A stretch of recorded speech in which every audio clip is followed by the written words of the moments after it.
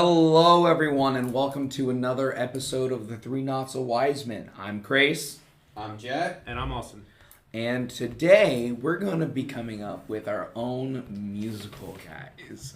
Or writing a musical in general, right? What exactly is the prompt? So, the prompt is create your own musical. Yes. And this can be anything from adaptation of a book to a musical, similar to The Outsiders or Great Gatsby. Yep. This can be a jukebox musical like Moulin Rouge or Rock of Ages. Or it can be just an original idea. And because we're doing this in 30 minutes, I'm not expecting you to have full orchestra or anything. It's just more like, hey, what kind of song would you want here? What kind of style of musical are you doing? Are you doing a sung-through? Are you doing a jukebox? Are you just doing a traditional musical? Yep. That kind of stuff. That's kind of what we're going for. Just like brief story of what we're doing.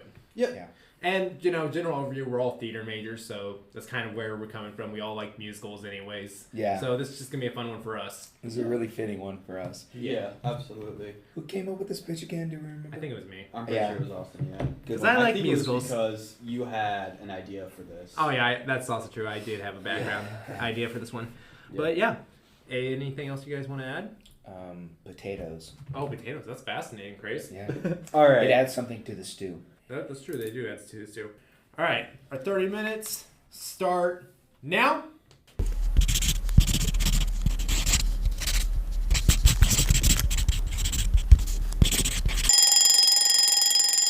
And time. Ooh, okay. All right. I got a lot done on this one. Yeah, me too. Holy crap. This is probably my longest one. It's 4 pages. Yeah, same here. I just finished my third page. All right. Oh, I didn't get as much, but I was like, yeah, All right. I'm proud. Yep. Shall I see who's going first? Yeah, Just I- jump right yeah, into let's- it. Yeah, I'm excited about this one. I You kinda- and I were really excited about this one, Jack. Yeah. All right. Ready? One can see.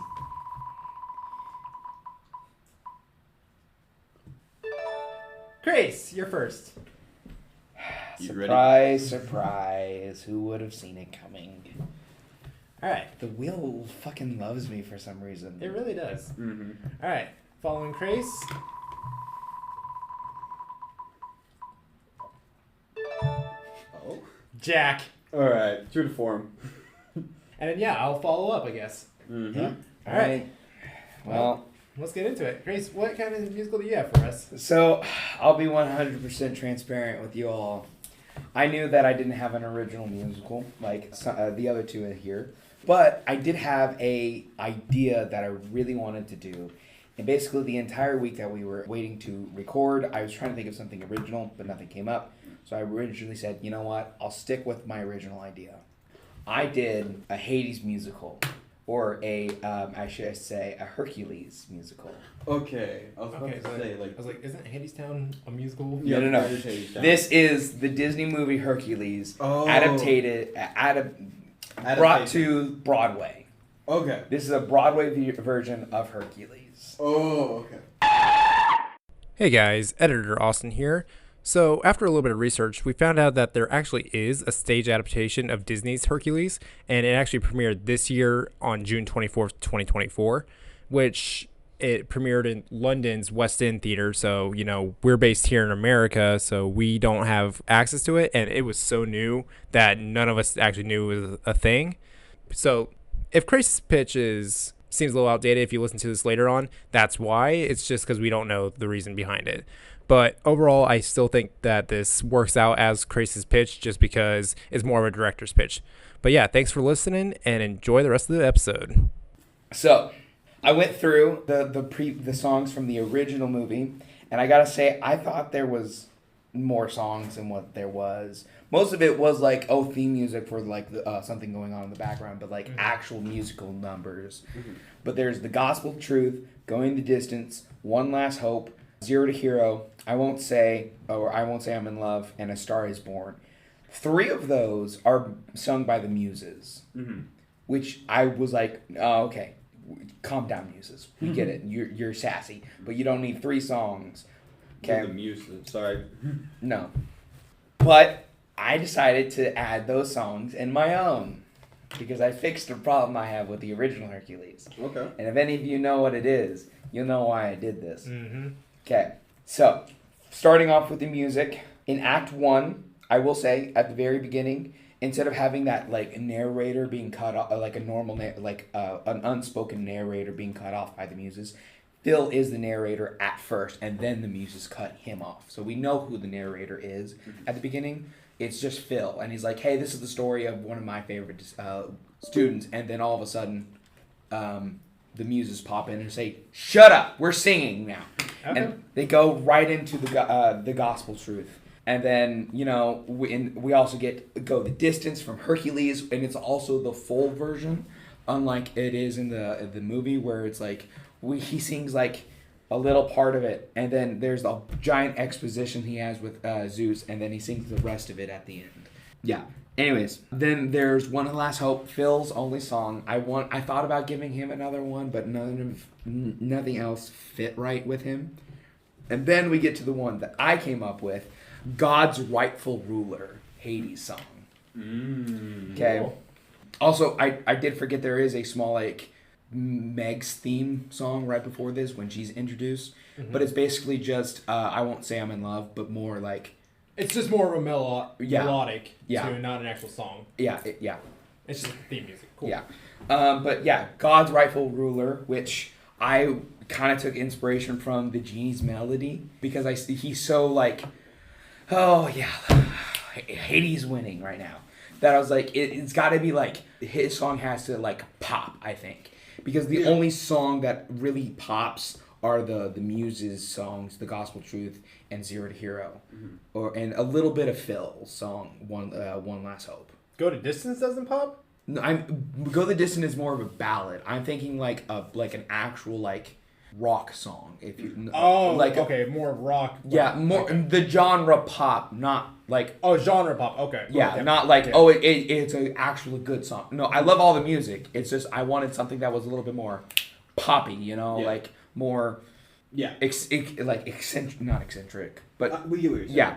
Anyways, but I like the idea of him just being like, I'm Hades, da-da, da-da-da-da-da. And then there's the Hydra Battle song, which is an original song in the soundtrack, but it's just like a theme song. But I have the Muses and Pain and Panic singing along in that one. Ooh. The Muses singing for Herc and Pain and Panic singing for Hades / the Hydra. Okay. Ooh. Also, Pain and Panic are in Hades' song. They're like they're his backup singers. Yeah. They're the Muses for Hades. Yeah. And then in Act 2, we open it up with Zero to Hero by from the Muses. And then immediately into Meg's song, I Won't Say I'm in Love. And then another original song I came up with called The Return of the Titans, sang by Hades and the Pain and Panic again. But it's a shorter version. It's more of a reprise of God's Rightful Ruler, but it also talks about the Titans more in this one. Mm-hmm. And then another one of my favorites is Go the Distance Reprise. And this one takes place while Hercules is getting Meg back from the underworld. And I see it being this beautiful combination of between Go the Distance and I Won't Say I'm in Love, as Meg is dragged away and she's singing her version, and then Herc is going towards her. Oh, so it's like more somber and yeah, it's more somber, and it's you truly see Herc trying to get towards her. And I'm assuming this all would lead to a crescendo of them actually reunited. Yeah, I love that. Yeah, and then finally it ends off with A Star Is Born by the Muses. Yeah, and that's all the music I have, but I also have more. 2 pages more. Okay. Stage design. I went into stage design, lighting, sound, props as well. But for the majority of the story, the majority of the monsters and the gods are in the background. You can see them hulking over the characters. The Titans are just massive characters. Zeus, he is really big at first, but he gets smaller and smaller as the story goes on, showing Hercules is getting close to becoming a god and becoming on his level.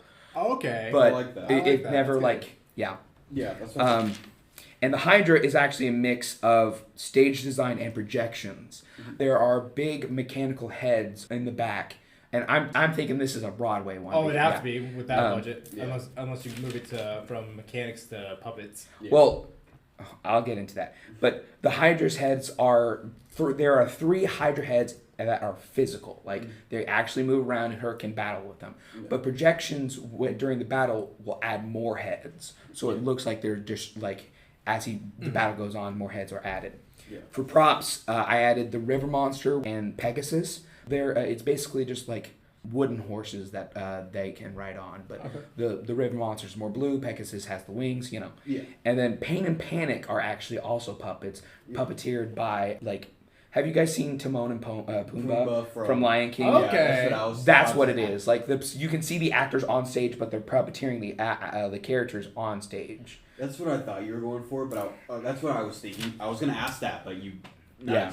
That's cool. For costumes, Hercules is thin at first. You can see like he's basically just skin and bones. But during the song "One Last Hope," he just starts gaining mass into the costume, making him more buff, and you can see like the transformation going. And then finally, one of my favorite decisions for that is during Go the Distance reprise. There's reflective material added to him, when the light hits the reflective material, it looks like he'll be gaining his godhood during the battle. Cool. Yeah. For Meg, I forgot to do something, but it's small. For Meg, she has a long flowing purple gown like she does in the movie, but she also has a Dead Meg costume, which is attachments of gray like cloth on her, like a cloak. Yeah, kind of like a cloak, but it's like they're splotches of gray that make her look more ghostly. Yeah. And she also has a dead mask, which is what I've been calling it. Which it just basically it's her face, but it's like more like hauntingly. And as like as Herc goes to save her, he's like pulling off these like costume bits one by one to get her back. Okay. Then Hades, since he's a god, he has two forms. He has the god form where he's bigger and he has those large sheets of gray, and the blue flame of his hair is made from lighting. And then there's also his human form, which is basically just a smaller down version, where his hair is dyed to be blue. But I also looked up, apparently you can get like LED clips that can glow. Yeah. So like the hair clips will make it look like his hair is like actually like moving fire. Mm-hmm. For lighting will mostly show where they're at, because I wasn't thinking like let's get a bunch of like location props on here. That's not like it's not like that. But lighting is basically showing us where we're at in like the realms. Like yellow, orange, and white will show like different areas in the mortal world. Purple is Olympus, blue is Hades, and green is for the underworld because the big green swirling pond. And for sound, my final one is the smallest. The sound is I want the sound to make it show that it's like the giants are in the background. You can hear like the moving of the heads and all like the stomping of Zeus's feet. And also sound is also going to help make Pegasus come to life besides being just a wooden horse. Yeah. I'm done. Cool. Jyck, you want to go first? Yeah. My main thoughts are costume related, which I think shows how much because I've been doing costumes so much.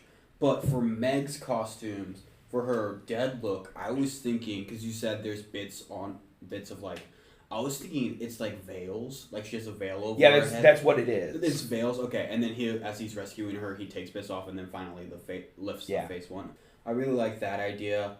The gods, they're human, they're small forms and they're big forms. I've got story-wise, I think it's great. I think the stuff you added works. I just honestly have really my only concerns are technical stuff. Mm-hmm. But it's also hard for us from being in Kansas, not having the big budget productions here. Yeah. And then like, have either of you seen a show on Broadway? No. Yeah, so it's like, I'm not sure how well they can do it, but we know that they can do some good stuff. But even then, there still might be some technical limitations. Yeah, go ahead. The last thing I'll say is with the gods and titans, I personally would just have either a raised platform or do what the original theaters did and have it on a slant, and then have the gods be up higher. Basically have them be up higher when they're in their god forms, and when they're like more physically interacting with the mortals, that's the only thing I could think of that'd be, super cost effective, because that's a lot to do what you were wanting. It'd be amazing, but yeah. Well, they're not like big massive puppets. Projections help like make it look like make them give them size, but I get what you're saying. Yeah, I just think it's a lot. But again, I think it's like a good director's pitch where it's like, hey, I want to do all these. Is it all feasible? Probably not, but we'll see what we can get from this. Exactly. Yeah. And I like that. All I got. Yeah. All right, going to me then. I really like this. I really love what you did with the story, and I for damn sure agree with you that Hades needed a song, and you not only gave him one, but 2 or 3, was it? Basically two, just two. 2, but like still 2 more than what he actually has, Yeah. and I really like that. Plus, I love the crescendo moment that you have for the Go the Distance reprise. That is so beautiful, and I love it. And it's just like great storytelling right there, like incorporating the scene itself along with the music, and it's so great. And then you also went the extra mile. I didn't even consider doing like what I would do set wise, sound design wise. I focus solely on the story for mine, so I really appreciate you going the distance to. Well, like we already know the story, so like that's fair, and it's fair. I really like those extended details. The only thing I really wish that you kind of expanded more on is exactly what you were doing with the Titans. And like just the Titans for Hades plot, because that one I'm still trying to see how that would work on stage, like Jack was talking about. But overall, I really liked it. I thought it was a good pitch. Yeah. I will say all Austin's notes about the story. I was thinking, I just knew he was going to say those, so I like. Because I'm definitely more on the story side. Of things. Yeah. I've been thinking technically lately, but yeah, great job. All right, Jack, what do you have for us? Okay, so I did go with an original story. It's not a jukebox musical, so I had to come up with everything. So I just have a story, but I can go into like what types of what music I wanted. I'm not musically inclined, which is anyway. So themes with this, it's honestly, which is rare for me, has stuff to do with politics, misinformation, but most of all honor, and especially in leadership roles. So, I should give you the title. I actually have a title this time. It's called The Thief King. The inspiration for this was we recently did a production of The Two Gentlemen of Verona, and one thing I really wanted to see from that is the time Valentine was in the forest with the outlaws. I wanted to see more of that part of the story, and then this idea just kept rattling around in my head. So the setting for this is the kingdom of Hemra, and then the nearby Lost Forest. As far as the type of music, it's very upbeat, very choral, it's very vocally heavy, and because I just love seeing that kind of stuff, it's super impressive. I really enjoy seeing actors go all out on the music with the vocals, so that's what I have. And I'm just going to go by quickly through my scene breakdowns. In the opening, we have our main character, Maeve, and she's singing basically kind of like an opening to how this is a legend that's kind of playing out. Just a quick introduction. And then we see a bunch of the characters kind of showing up in that singing. But then we go into, it's just her, and she speaks of her humble beginnings. She's a farmer's daughter, but her father saved the king from an ambush on a road nearby his house, and she was promoted to be the king's messenger, which is a very high honor in the kingdom of Hemra. Then we go into scene 2. The king speaks with Sir Philip, his oldest friend and most loyal advisor, about how the Lost Forest is technically in his territory, and how a thief came, set up there, people joined him, and now he's called a king. Maeve enters, and the king directs her to give the thief king, as he's referred to right off the bat, a message telling the thief king to pledge fealty to Hemra or to leave the forest, which she believes is his territory. And then Maeve is confused about how all this works because she's not super involved in politics. She's fairly young, I'd say about 16. And then the king has a song where he talks about how everything must be in order or civilization itself falls. He sings about, it's a delicate balance, but you need a forceful hand. So we get to see kind of his character, really, is the best way to put it. Then the next scene we have, I also kind of took the storytelling style from Two Gentlemen of Verona, where it just kind of jumps ahead at points, so we don't have to see every little thing, and I liked that because it shows us a lot more. So we jump ahead. Maeve is on the road to the Lost Forest with Mary, who not only is a king's guard assigned to protect her to deliver the message, but also her uncle, her father's brother.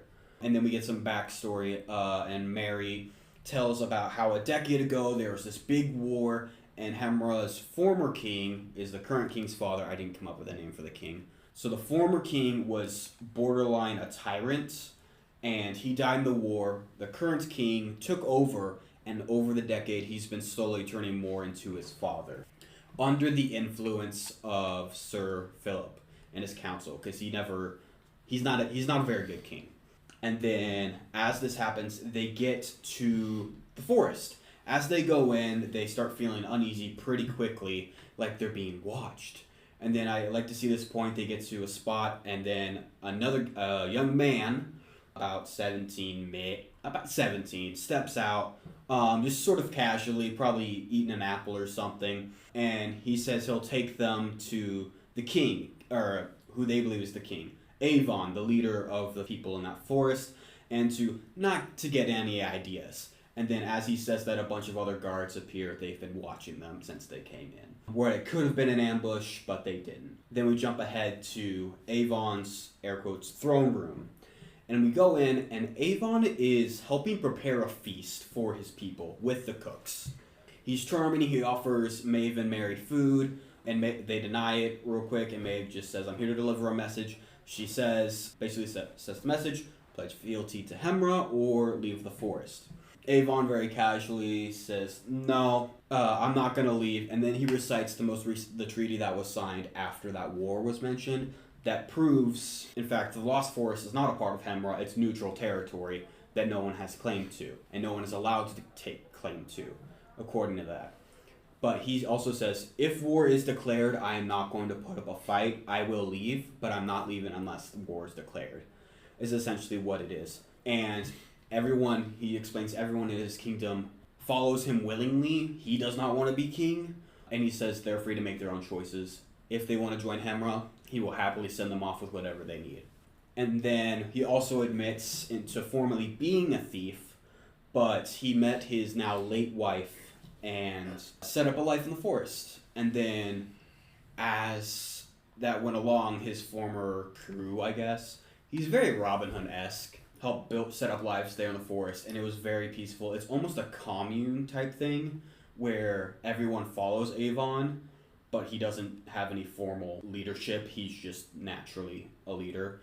And then it just got bigger and bigger, and now there's a whole city there basically in the forest. And then Virgil, the young man we saw earlier, finds his friend Charon, and he basically catches him up what's happened. There's a message, and then he tells him of Avon's response. Then he gets a song with Charon about how he has a crush on Maeve. And it's kind of a thing where when he says what he likes about her, it's about her confidence, how she keeps cool under pressure, more of her personality. And Charon's asking about her looks, and he's like, yeah, she's gorgeous, but this, types of things. And then at the end, Charon's like, be careful, she's a messenger for someone who's trying to take over, but hey, do what you want to do, she sounds awesome. Then Avon enters and asks to speak to Virgil, his son, alone. That reveals Virgil is not actually a prince, but essentially. So, father and son talking, and Avon confesses he thinks war is coming. And he begs Virgil not to put up a fight and to peaceably come with him when he leaves if it gets to that. Virgil is very hesitant. He wants to defend his home, but he agrees.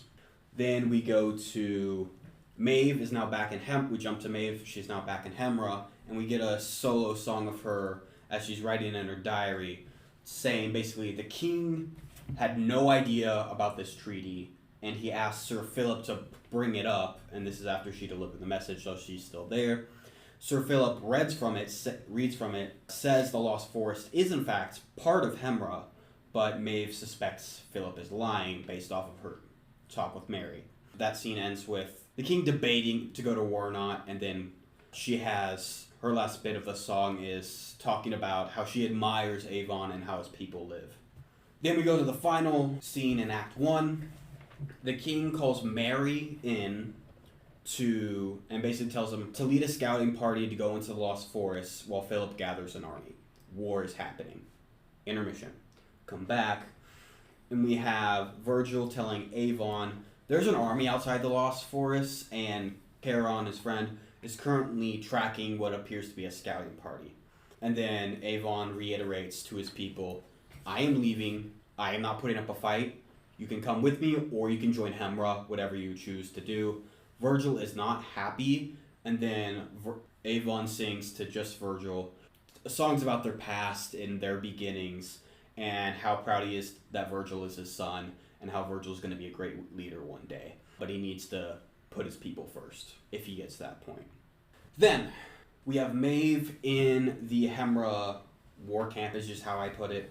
And she's in the tent with Philip, who's planning in case he needs to send her to deliver a message. And Sir Philip, is planning to invade the Lost Forest right now and then just butcher everyone. And as he starts laying out his specifics in the plan to his other generals, Maeve speaks up against it, saying how this is wrong, and then Philip has her arrested, but she escapes out to the tent and escapes to the Lost Forest. Jump ahead to Maeve's now carrying a wounded Charon into the Lost Forest, specifically into the Avon's, air quotes, throne room, where Avon and Virgil are, and that he was wounded by Hemra soldiers. And she warns Avon that there's an imminent attack coming. And then Charon gets a quick solo song where he sings about how it was an honor to follow Avon and how proud he was to be the friend of Virgil. And then he also lets it slip that Virgil likes Maeve. And there's just a little awkward moment there. But then sadly Charon dies in Virgil's arm. Then Avon asks Maeve if he personally surrenders, would his people be spared? And Maeve says essentially like, I'll go ask. And then she goes ask. We go to near the end of it, where the king is in that planning tent, and Maeve gives the message that I just talked about. The king agrees to it. Then Philip kills the king and blames Maeve for an assassination attempt, and she runs. And Philip says, I'm going to take over. Then we go to the penultimate scene. Avon is surrendering to King Philip because Maeve couldn't get to him in time. And then Philip gives this big speech and is about to kill Avon, but Virgil and Maeve bring proof that Philip killed the king. The soldiers arrest Philip, led by Mary, and the army says like, okay, we're going to leave. We got to figure out who's going to be king now, because there was no heir. Final song and final scene.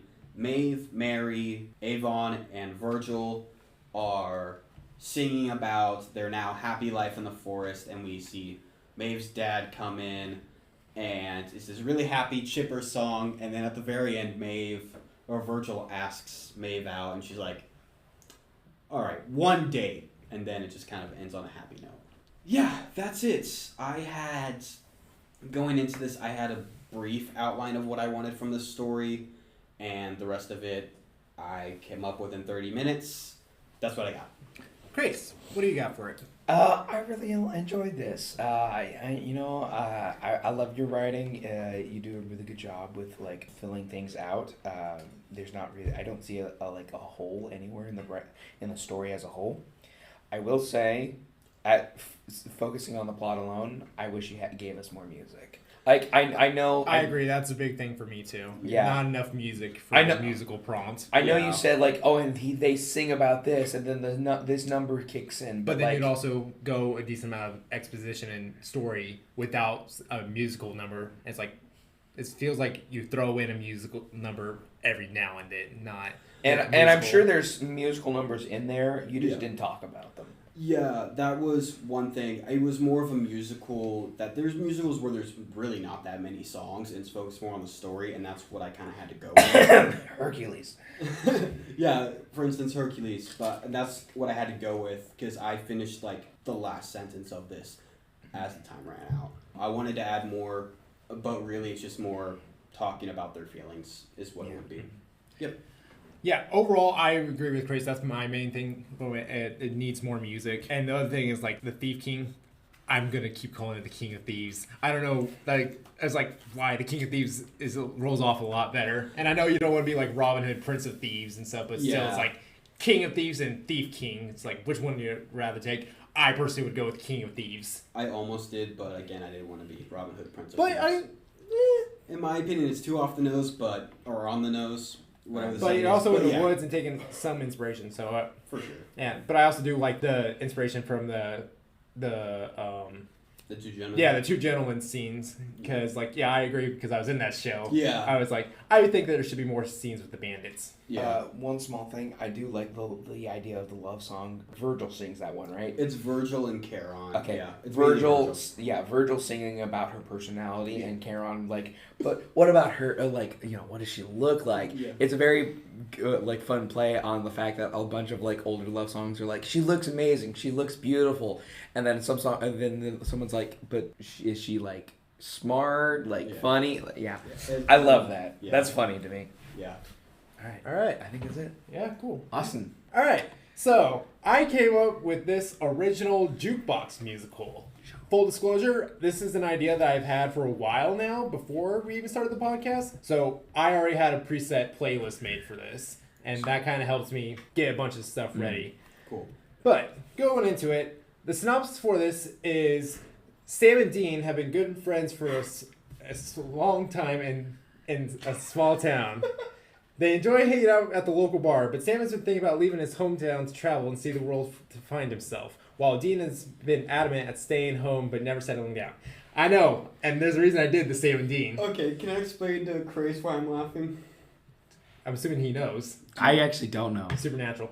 That's the main characters of Supernatural. I haven't watched Supernatural. Okay, sorry, that's why I thought it was funny. But I thought about that too. Yeah. I was like, that's a nice nod because I do like that show. Yeah. But also, the main character's name is Sam because a good inspiration for, and actually one of the reasons why I came up with this idea was the country artist Sam Hunt. So I named him after that character. Gotcha. And then I also thought if I put Dean, not only would I have that nod to Supernatural, although there's like no supernatural elements in this show, it's also a good nod to Jimmy Dean, another famous country artist.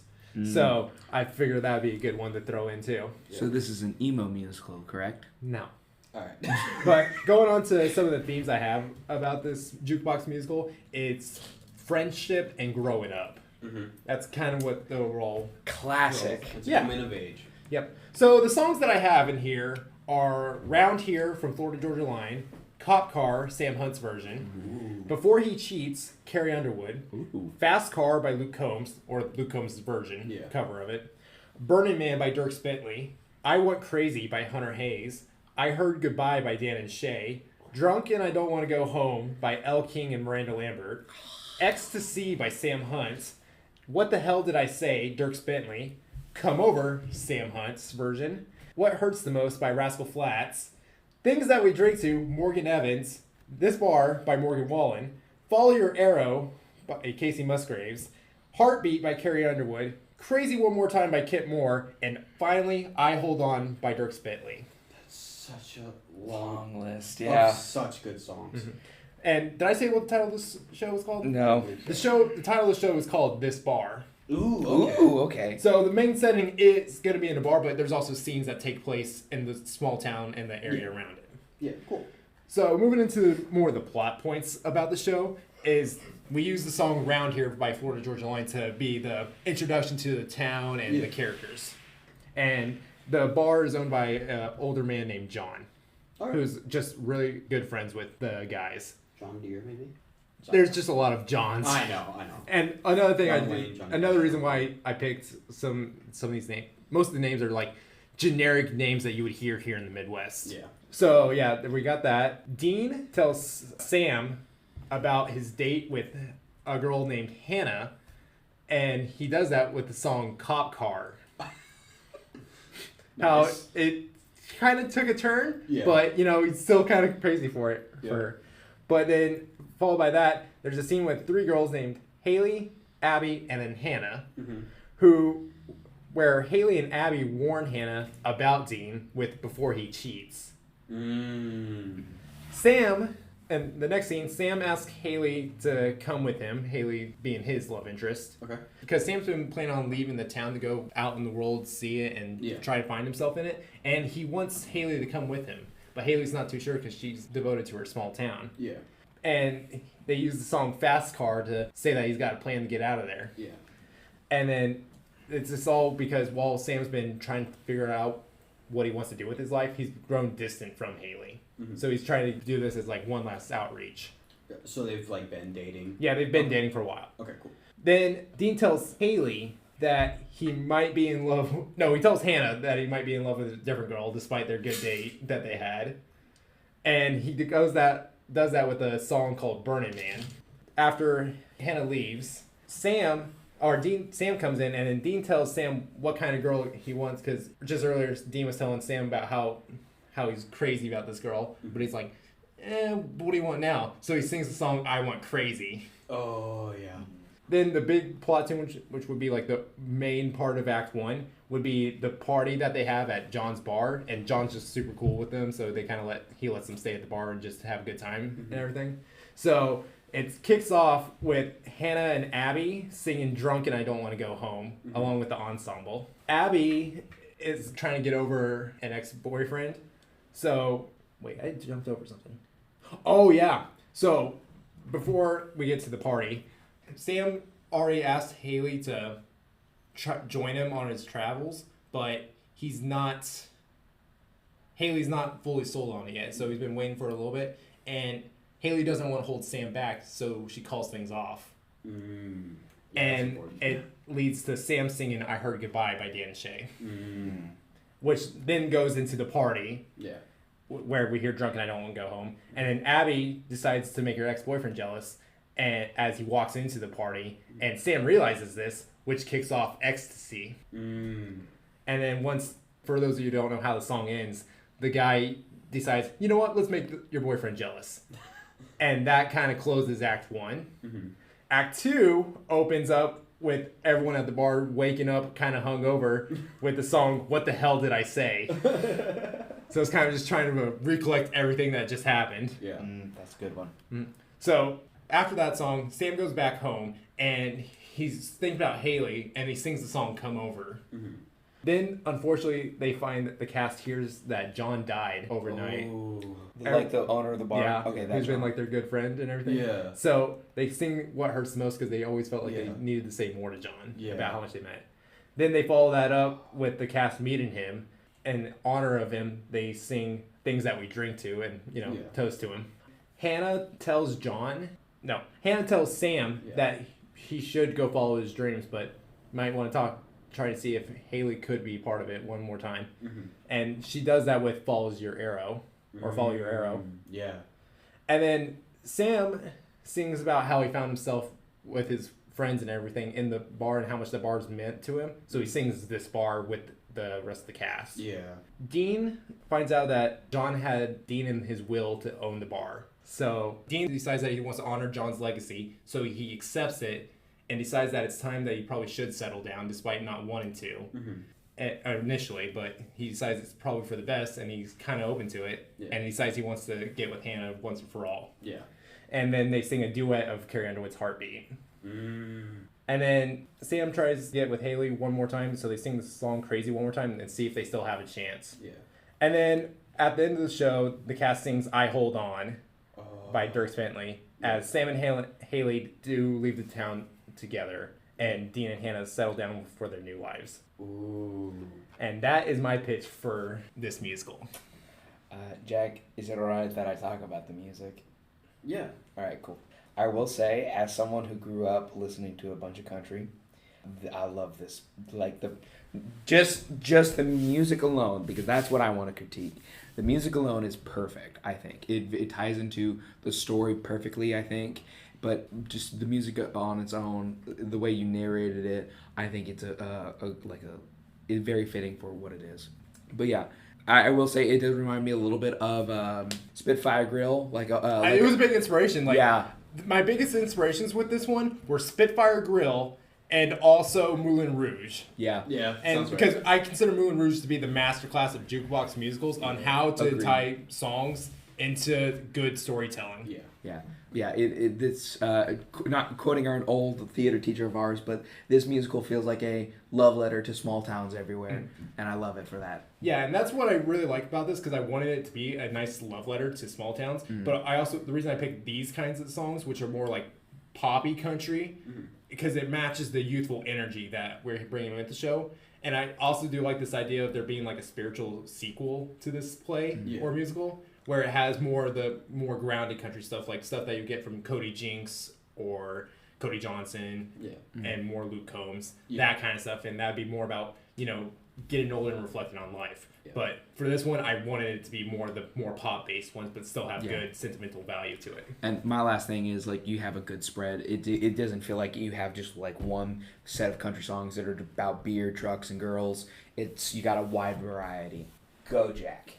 Yeah, no, I think the song choices were amazing. 2 quick questions that I might have just missed. About what age are the main characters? They'd be in their early to Early mid-20s. 20s. Okay. Because I still want them to, like...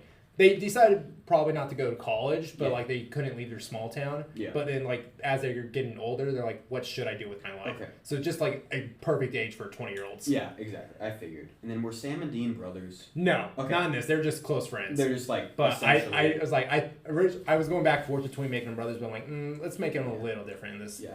Because I like the idea of them being the same age, so that way they're, Yeah. like they've just been friends for a long time. Went to school together and all that. Mm-hmm. My thing is, I think calling them Sam and Dean is going to detach any Supernatural fan. Mm-hmm. It's going to be hard for them to adjust. Mhm. I would change one of their names. If I change any name, it's gonna be Dean. That's what I was about to say. And like, I'm not sold on it, but it's just the one that I've had for a while, and I haven't really worked on this since. I don't got a problem with it, but I feel like that's something that would be brought up. What was the scene before they sing this bar? This bar, it's called Things That We Drink To, so it'd kind of be in the same scene. It'd be like 2 songs in the same scene. Things That We Drink To is kind of like a full reflection on life, as well as like it's a full reflection on life that celebrates the good and the bad. Yeah. What was the one after it then? I'm thinking. This bar was the one. Sorry, the scene after this bar. I think I'm. Oh, it's when Dean finds out that he was in John's will to get the bar. Okay, I'm confused then, because I thought, we can cut this, but I thought I had a note that felt a little off, but no, that's right. My last thing is my favorite country song is Rear View Town. Mm-hmm. I kind of, just so you could add that, I kind of wanted you to have Sam leave for a bit singing that song, being heartbroken with Haley, I believe it was. Yeah, but the reason I didn't do that is because I did consider Rear View Town, but the thing is, I didn't want him to leave and then come back. Okay. Because I wanted it to be, I found myself here, and I understand who I am right now, but I want to see what I can become as I leave. That's why he didn't leave and come back. Gotcha, I like that. And and that's why also this bar is more of like a full cast song, except for Haley. Yeah, I really love this.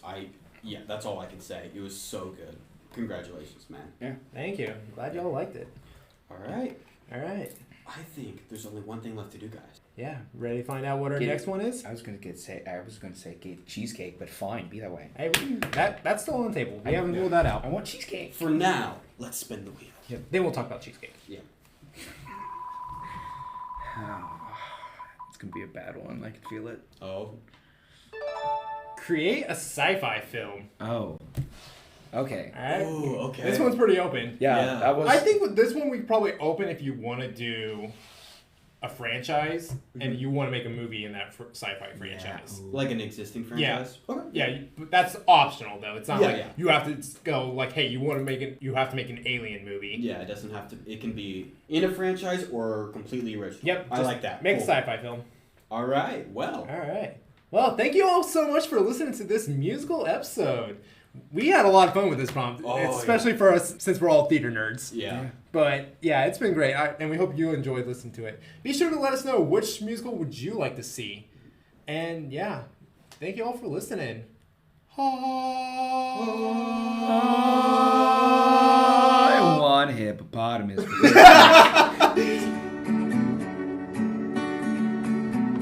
The Three Not So Wise Men. Grace Baker. Jack Green. Austin Michaelis. Special thanks to Louis Trotter for the amazing intro. See you next time.